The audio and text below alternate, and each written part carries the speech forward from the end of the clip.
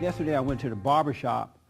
So I'm sitting there waiting for my turn to get into the chair, and a Hispanic guy came into the barber shop, and he sat next to me.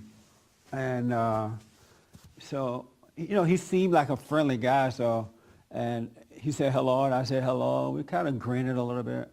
And so I asked him, I said, do you know what is the number one enemy of human beings? What is the number one enemy of human beings? And he's like, yeah, I think I know. I said, what is it? Do you know what it is? We talked about that. Oh, we did? What is it? Thought. Yeah. The mind. So I said, yeah. He said, well, the devil. And I said, well, what do you mean? How is the devil the number one enemy? He said, well, the devil tempts us to make us do certain things. And I said, give me an example of that. He said, the devil, he would tempt us by making us look at women who wear short skirts and stuff like that, and you find yourself doing things like that. I said, but what causes you to give in to the temptation? Because you can look at a woman in a short skirt and not do anything about it. I said, but what causes you to give in to that temptation? And he was like, wow, I don't know. I think I just feel it or something. And then I said, well, the number one enemy of mankind, human beings, is his or her thoughts. It's thoughts that the number one enemy. Because if you don't think on it, you won't feel it. If you don't feel it, you won't do it. And I said, that's why God asks us to, we have to bring every thought and imagination into captivity so that it doesn't control us at all. Can you imagine having control over every thought and imagination? You can't help but succeed in life because you won't be given into the temptations, right? And he was like, wow, I never heard that before, but I was taught that you're supposed to be thinking. You have to think everything through, and I don't believe you that thoughts are not true. I said, no, every thought you get is a lie. There's never a true thought. The ones that seem good and the ones that seem bad. He's like, oh no, I don't know about that. I said, okay, give me an example of a thought that you had and it was a good thought. Give me an example of it. So he thought for a while, and then he said, oh, I got one for you. He said, I used to live in Vegas, Las Vegas. And when I lived in Vegas, I made $35 an hour. $35. And my family and I were doing quite well. Made a lot of money.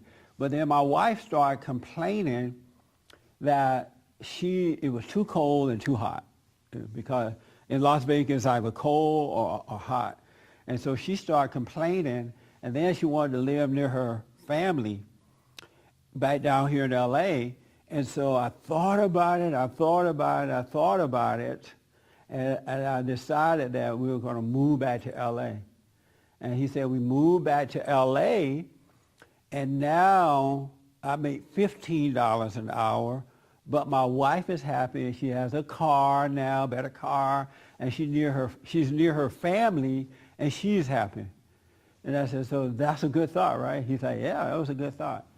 I said, well, the problem with that, and I've never met this man, never met him at all. I said, okay, the problem with that is that you are unhappy now. I said, you are unhappy because now you can't provide for your family. You don't have money left over. Your wife is still not satisfied. She's happy one day and not happy the next day. Your kids are messed up. Your wife is just like her mother, so you're now dealing with both. And he's like,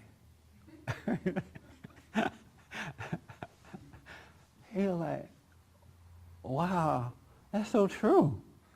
He's like, that's the truth. And I said, so the problem is you gave into thoughts instead of doing what was right. I said, you're the head of your family. Your orders, your instructions to follow God, follow what's right, and then things will work out. In about 50 years, your wife will come around. But now you're suffering. And anything could go wrong now. He's like, wow, I never thought of that. And I said, the one thing that thoughts do, they never let you live in the present. They always give you the illusion of the past or a future. And they won't let you stay where God is. And God is here and now. And if you can stay in the present, everything works out for the good. And he was like, wow, yeah, that's true. They won't let me stay in the present. I'm always thinking about something else. I said, that's because you've been taught that every thought is true. You need to be into thoughts. And he did like this, wow. He held his head. He's like, man, my conversation with my wife would never be the same now. I don't know what I'm going to do. And he had that accent too, it was so funny. But he's like, wow, I've never knew it. This is so true. And I said to him, I said, so are you seeing this for yourself that is true or because I said it? He said, I see it. I see it for myself. You're absolutely right about that, but I just never knew. No one ever told me that all thoughts are lies. I was taught to believe in thoughts, to trust them, that we do create them. And he was like going on and on and on about how he can never, I'm not going to be able to have the same conversation with my wife now, that kind of stuff, right? But he said, like, wow. I said, I've never met you before, right? He said, no. And I asked his name and he told me. But I realized, another thing, he asked me, well, how do I overcome this? How do I overcome this? I said, you got to forgive your parents for what they have done to you. You got to forgive so that when you forgive, God would allow you to come out of those thoughts. You stop being one with them. But you got to forgive. You got to have love for all people and not for you, but just forgive.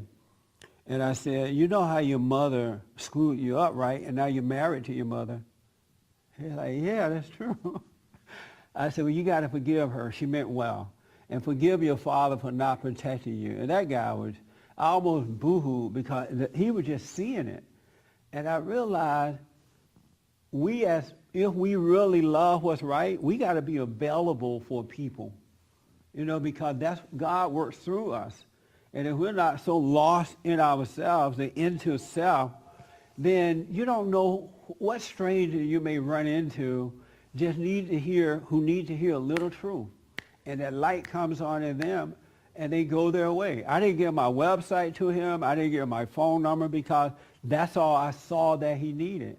And when I got in the chair, the guy was smiling. I looked back and he was something came on in him.